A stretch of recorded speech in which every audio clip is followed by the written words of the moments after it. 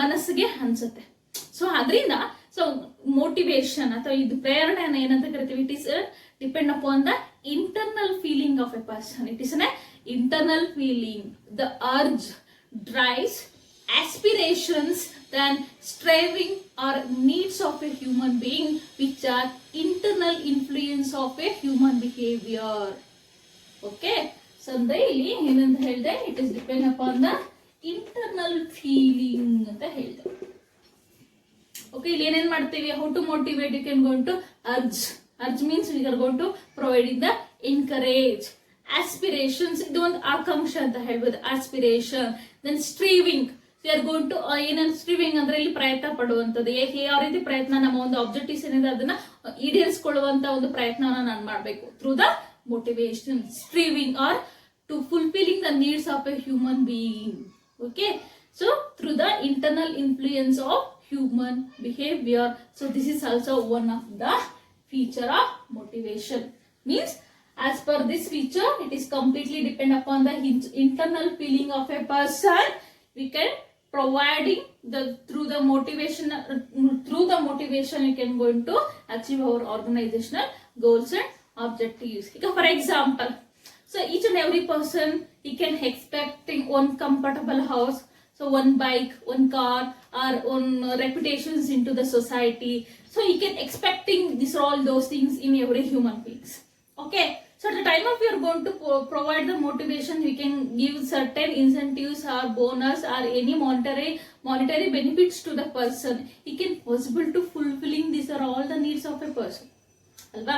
ಅಂದ್ರೆ ಈ ಮೋಟಿವೇಶನ್ ಮೂಲಕ ನಾವೇನಾಗುತ್ತೆ, ಅವ್ರಿಗೆ ಒಂದು ಬೆನಿಫಿಟ್ಸ್ ಅಂತ ಕೊಟ್ಟಾಗ, ಒಂದು ಮಾನಿಟರಿ, ಒಂದು ಹಣಕಾಸಿನ ಒಂದು ನಾವು ಸವಲತ್ತನ್ನ ಅವನಿಗೆ ವಹಿಸಿ ಕೊಟ್ಟಾಗ ಅವಾಗ ಏನಾಗುತ್ತೆ, ಅವನ ಒಂದು ನೀಡ್ಸ್ ಏನಿರುತ್ತೆ, ನಂಗೆ ಒಂದು ಒಳ್ಳೆ ಮನೆ ಇರಬೇಕು, ಅಥವಾ ಒಂದು ಓಡಾಡಕ್ಕೆ ಒಂದು ಕಾರ್ ಇರಬೇಕು, ಒಂದು ಸೊಸೈಟಿ ನನಗೂ ಒಂದು ಸ್ಥಾನಮಾನ ಇರ್ಬೇಕು, ಇದನ್ನೆಲ್ಲ ಬಯಸ್ತಾನೆ. ಸೊ ಇದನ್ನೆಲ್ಲ ಅವನು ಈಡೇರಿಸ್ಕೊಳ್ಳಕ್ಕೆ ಸಾಧ್ಯ ಆಗುತ್ತೆ.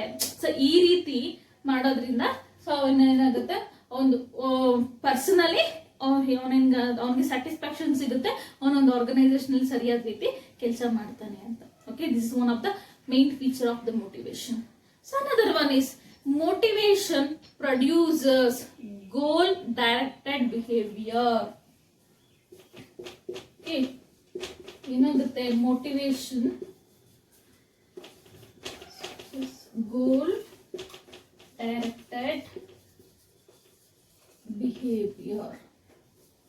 Okay, like motivation produces goal directed behavior. Okay, so goal directed behavior, it is nothing but, so motivation it is also goal oriented. Our main intention is to achieving our organizational goals and objectives. Okay, you can providing the motivation to the persons.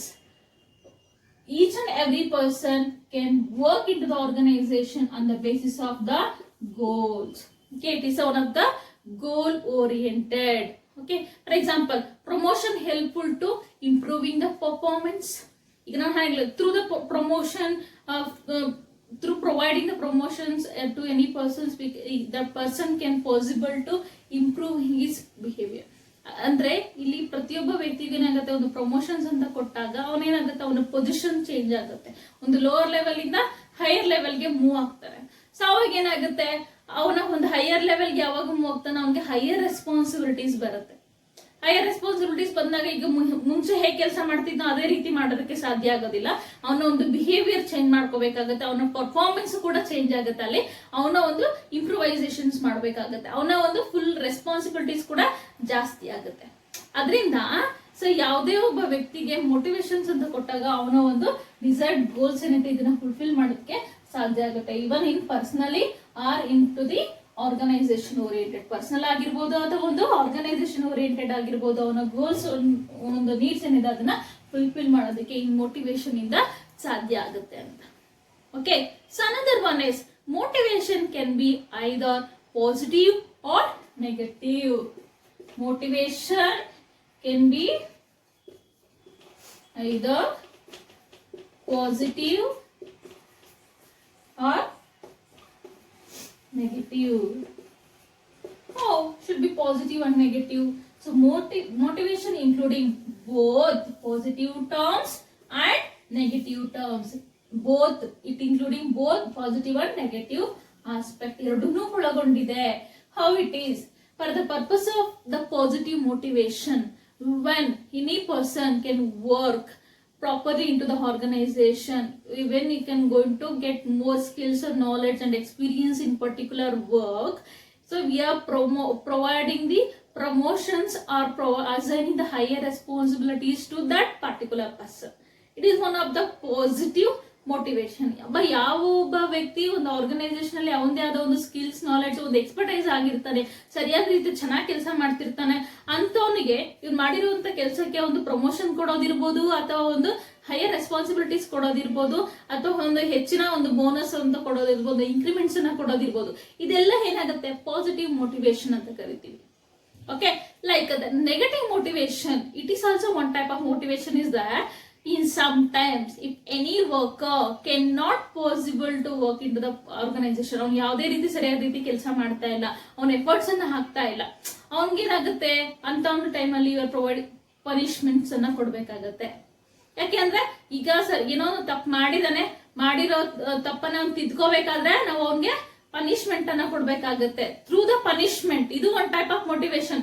Punishment ಕೊಡೋದ್ರಿಂದ ನಾನು ಈ ತರ ತಪ್ಪು ಮಾಡಿದ್ದೆ, ಅದಕ್ಕೆ ನನ್ಗೆ ಈ ರೀತಿ ಪನಿಷ್ಮೆಂಟ್ ಆಯ್ತು, ಅದಕ್ಕೆ ಮುಂದೆ ನಾನು ಇದೇ ತಪ್ಪನ್ನ ಮತ್ತೆ ಮಾಡಬಾರ್ದು ಅಂತ ಅವನ್ಗೆ ಮೈಂಡ್ ಅಲ್ಲಿ ಬರುತ್ತೆ. ಅದರಿಂದ ಒಂದು ಪನಿಷ್ಮೆಂಟ್ ಕೊಡೋದಿರ್ಬೋದು, ಅಥವಾ ಒಂದು ಮತ್ತೆ ಸ್ಟಾರ್ಟ್ ಒಂದು ಇನ್ಕ್ರಿಮೆಂಟ್ಸ್ ಕೊಡೋದನ್ನ ಸ್ಟಾಪ್ ಮಾಡೋದಿರ್ಬೋದು. ಯಾವುದೇ ಒಂದು ಇನ್ಕ್ರಿಮೆಂಟ್ಸ್ ಕೊಡಲ್ಲ ಒಂದು, ಅವಾಗ ಏನಾಗುತ್ತೆ, ನನ್ಗೆ ನೋಡಿ ಈ ತರ ಮಾಡಿದೆ, ಅದಕ್ಕೆ ನನ್ಗೆ ಈ ಸಲ ಯಾವುದೇ ಇನ್ಕ್ರಿಮೆಂಟ್ ಸಿಕ್ಕಿಲ್ಲ ಅಂತ ಅವನಿಗೆ ಫೀಲ್ ಆಗುತ್ತೆ. ಸೊ ಅಥವಾ ಏನೇ ಒಂದು ಅವನ ಒಂದು ತಪ್ಪುಗಳಿಂದ ಅದನ್ನೆಲ್ಲ ತಿದ್ಕೊಳ್ಳೋದಕ್ಕೆ ಅವನು ಪ್ರಯತ್ನ ಮಾಡ್ತಾನೆ. ಸೊ ಈ ರೀತಿ ಮಾಡೋದನ್ನ ನಾವು ನೆಗೆಟಿವ್ ಮೋಟಿವೇಶನ್ ಅಂತ ಕರಿತೀವಿ. ಓಕೆ, ದಟ್ ಪಾಸಿಟಿವ್ ಅಲ್ಲಿ we can providing the promotions and increments are providing bonus to the workers. Okay, but into the negative motivation we are providing the punishment or stopping the increments to providing to the workers. Like that we are providing the negative motivation. Like on the basis of this feature, motivation can including both positive and the negative terms. Okay, this is also one of the another feature of motivation. Another one is, so motivation is a complex process. Is each and every individuals, their behavior is heterogeneous, okay, in their expectations. Andre, as per this, the fourth one is here heterogeneous aspects of the heterogeneous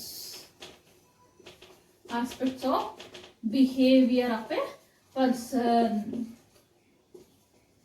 Heterogeneous. Okay, in organizations more number of people they are going to work, but each and every people, their mindset, their skills and their knowledge, their expectations, it is differ from one to another. Okay, so each and every person they can expecting their own thoughts. ಅವ್ರಿಗೆ ಏನ್ ಬೇಕೋ, ಅವ್ರಿಗೆ ಹೇಗ್ ಬೇಕೋ ಅವ್ರು ಏನೇ ಒಂದು expect ಮಾಡಂಗಿದ್ರೆ ಅವರ ಪರ್ಸನಲ್ ಆಗಿ ಅವ್ರು ಎಕ್ಸ್ಪೆಕ್ಟ್ ಮಾಡ್ತಾರೆ. ಒಬ್ಬ ವ್ಯಕ್ತಿ ಎಕ್ಸ್ಪೆಕ್ಟ್ ಮಾಡಿದ ತರನೇ ಇನ್ನೊಬ್ಬ ಮಾಡೋದಿಲ್ಲ. ಸೊ ಅದರಿಂದ ಅವರ ಒಂದು ನೀಡ್ಸ್, ಒಂದು ಅಂಬಿಷನ್ಸ್ ಏನಿರುತ್ತೆ, it is differ from one to another. ಒಬ್ಬನಿಗೆ ಇದ್ದಂಗೆ ಇನ್ನೊಬ್ಬನಿಗೆ ಇರೋದಲ್ಲ. ಅದರಿಂದ it is one of the complex process.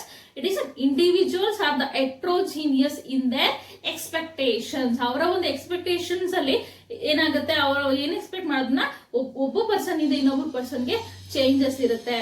ಅದರಿಂದ ಅವರ ಒಂದು ನೀಡ್ಸ್ ಅಂಡ್ ವಾಂಟ್ಸ್ ಏನಿದೆ ಅದನ್ನ ತಿಳ್ಕೊಂಡು ಅದರ ಪ್ರಕಾರ ನಾವು ಅವನಿಗೆ ಒಂದು ಪರ್ಸನ್ಗೆ ಮೋಟಿವೇಟ್ ಮಾಡಬೇಕಾಗುತ್ತೆ ಅಂತ. Clear? So here each and every person can expecting the things on the basis of their own thoughts or their own behavior or their own mentality. It is differ from one to another. That's why at the time of you are providing the motivation to persons, we can clearly know their wants and needs of a people. Okay, ಅವರ ಒಂದು needs ಒಂದು wants ಏನಿದೆ ಅದನ್ನ clear ಆಗಿ ತಿಳ್ಕೊಂಡು ನಾವು ಒಂದು motivate ಮಾಡಿದಾಗ ಆ ಒಂದು ಪರ್ಸನ್ ಮೋಟಿವೇಟ್ ಆಗ್ತಾನೆ, ಮತ್ತೆ ಸರಿಯಾದ ರೀತಿ ಕೆಲಸ ಮಾಡ್ಕೊಂಡು ಹೋಗ್ತಾನೆ ಅಂತ. Okay, so these are all the various different features